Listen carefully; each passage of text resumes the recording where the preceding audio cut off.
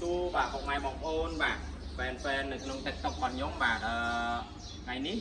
nhưng trong gì việc con mui một mai bóng ôn đặt tay comment xu việc con mui tầm lấy tractor bà tầm lấy tractor mình tha bong bà nơi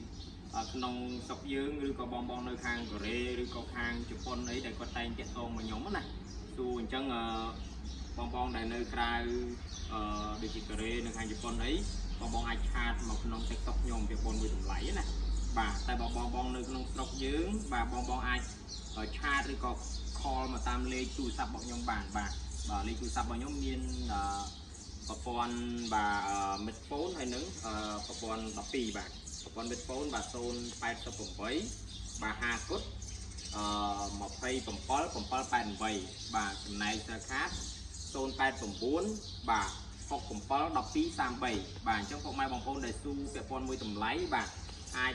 call មកតាមលេខទូរស័ព្ទរបស់ខ្ញុំបានឬក៏ឆាតនៅក្នុងបាទaccount TikTok របស់ខ្ញុំបានបាទអរគុណបាទ